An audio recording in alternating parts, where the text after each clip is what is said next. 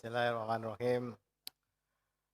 Pimpinan dan anggota Badan Anggaran Republik Indonesia, Ibu Menteri Keuangan, serta seluruh jajarannya, Gubernur Bank Indonesia, serta seluruh jajarannya, dan hadirin yang berbahagia.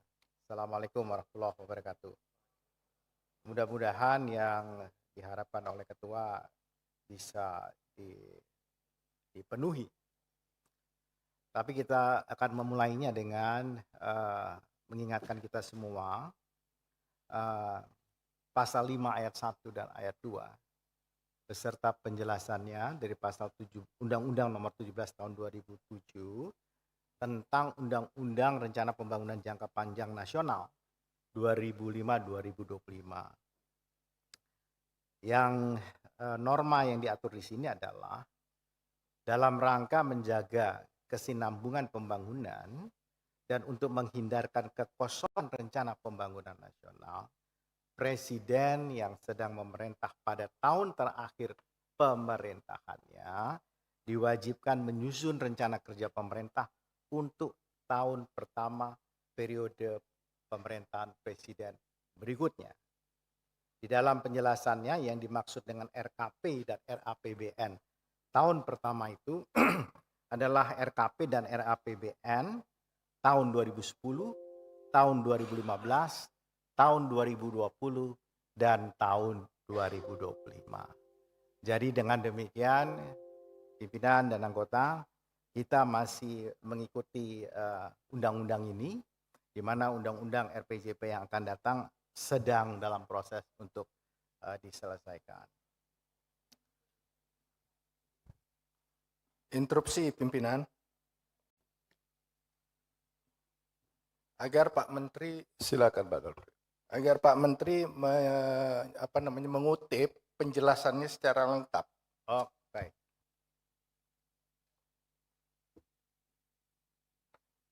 Baik, penjelasan yang dimaksud dalam ini saya bacakan.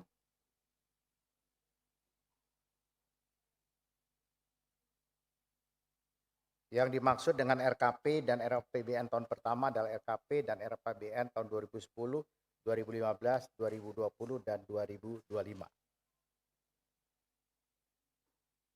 Ada lanjutannya Pak Menteri, jangan dipotong. Iya, ada lanjutannya. Sebentar, saya ambil yang ini. Kenapa? Coba yang lengkap dari sekretariat ada, bisa dibantu. Izin membacakan pimpinan. Silakan. Oke, silakan Pak Dolfi.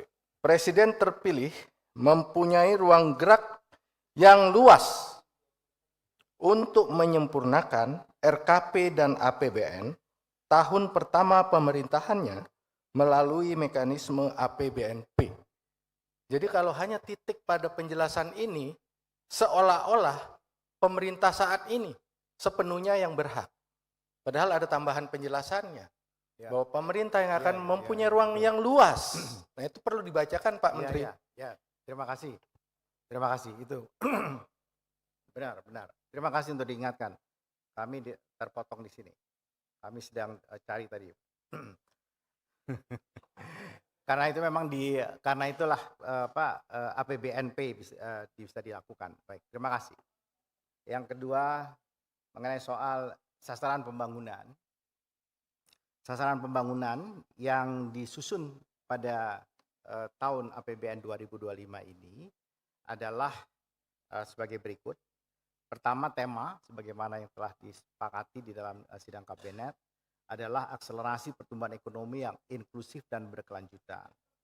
Dan pertama yaitu terkait dengan pendapatan per kapita, GNI per kapita ditargetkan antara 5.500 sampai 5.520 US dollar per kapita.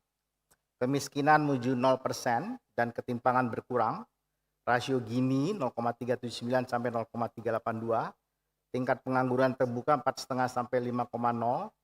Kemudian tingkat kemiskinan 7 sampai 8.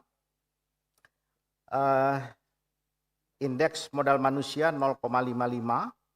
Kemudian Global Power Index dalam rangka kepemimpinan dan pengaruh di dunia internasional meningkat dengan angka 34, intensitas emisi gas rumah kaca menuju net zero emission 38,6. Dalam rangka untuk menghitung pendapatan per kapita tersebut, pertama kami ingin tunjukkan mengenai pertumbuhan penduduk Indonesia dan dunia. Dalam tahun yang relatif pendek, sekitar tidak sampai dengan 300 tahun, penduduk dunia itu melipat 8 kali, dari 1 miliar pada tahun 1804 dan pada tahun 2024 ini mencapai 8 miliar. Dan jumlah penduduk Indonesia diperkirakan akan sustain di sekitar tahun 2050. Next, pada tahun ini, pada tahun 2045 diperkirakan jumlah penduduk Indonesia mencapai 324,05 juta, dan ini adalah penduduk yang nomor 6 di dunia. Sekarang kita nomor 4 di dunia dengan angka 285,2 juta. Angka-angka lain yang mengatakan bahwa hari ini sebenarnya 100 dari penduduk dunia itu sekitar 56 adalah Asia, tapi pada tahun 2045 dari 100 itu 40 dari Afrika. Sasaran GNI per kapita jangka menengah dan proyeksi penduduk tadi itu menunjukkan angka yang dihitung oleh kami. Penduduk Indonesia diproyeksikan 284,4 juta jiwa dan GNI per kapita ditargetkan mencapai 5.500 hingga 5.520 US dollar, tentu dengan asumsi pertumbuhan ekonomi yang berbeda antara 6 dan 7%.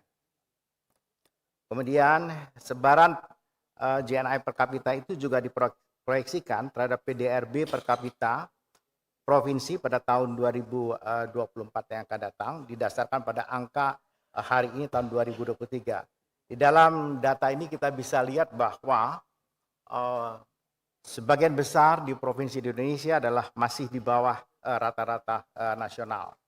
Karena itu sasaran PDRB per kapita dan pertumbuhan ekonomi provinsi pada tahun 2024 diperkirakan mengikuti targeting PDRB per kapita sebagaimana angka-angka ini. Next.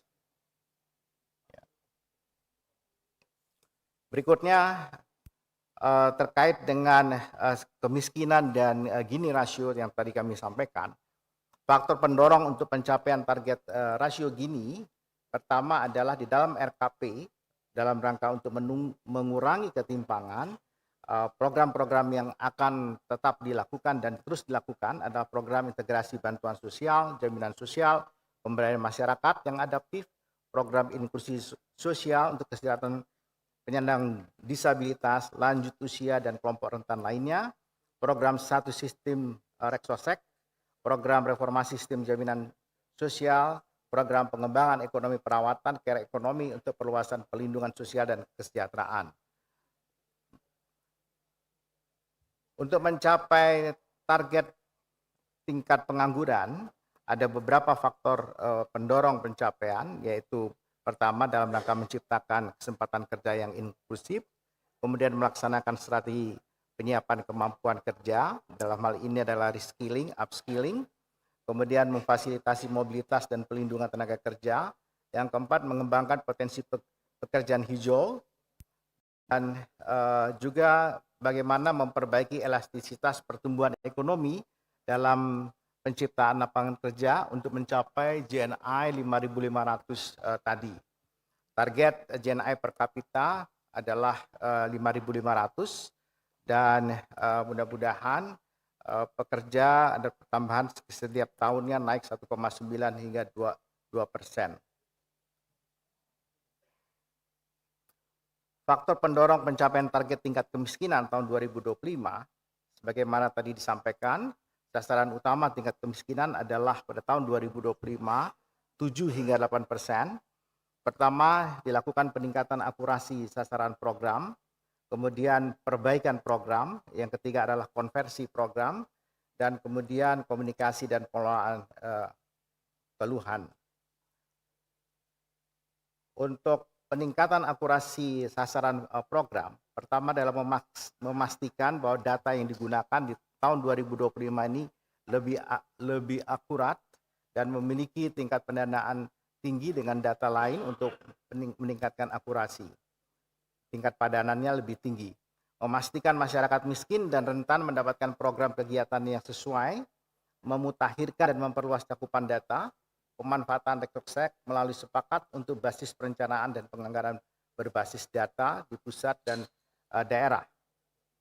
Kemudian graduasi program bansos dan graduasi kemiskinan melalui pemberdayaan dan ketenagakerjaan, penyusunan monitoring dan pendampingan berkelanjutan, pengembangan ekonomi perawatan, care ekonomi. Untuk konvergensi adalah penguatan sinergi antar program dan antar lembaga dimulai dari tahapan perencanaan, penetapan sasaran, penggunaan data, implementasi hingga graduasi, serta pemantauan dan evaluasi. Untuk pencapaian target indeks modal manusia pada tahun 2025, pertama adalah angka kelangsungan hidup penduduk usia 5 tahun ke bawah. Kemudian pendidikan, dalam hal ini adalah harapan lama sekolah, sejak usia prasekolah 4-18 tahun. Kemudian harmonized test score, indikator kesehatan, prevalensi balita bebas stunting, angka kelangsungan hidup usia dewasa produktif 15 sampai hingga 60 tahun. Faktor pendorong pencapaian target penurunan intensitas emisi gas rumah kaca adalah pertama, intensitas emisi gas rumah kaca dihitung berdasarkan perbandingan nilai emisi aktual pada tahun tertentu dengan output aktivitas ekonomi. Kemudian penurunan intensitasnya direpresentasikan dilakukan selaras dengan upaya penurunan emisi gas rumah kaca, diselaraskan dengan pertumbuhan ekonomi untuk mewujudkan tujuan pembangunan berkelanjutan dan net zero emission. Kemudian penurunan intensitas gas rumah kaca diwujudkan dengan penetapan kebijakan pembangunan rendah karbon. Kami loncat ini karena nanti akan dibahas di dalam panja. Kami memberikan contoh untuk prioritas nasional terkait dengan indikator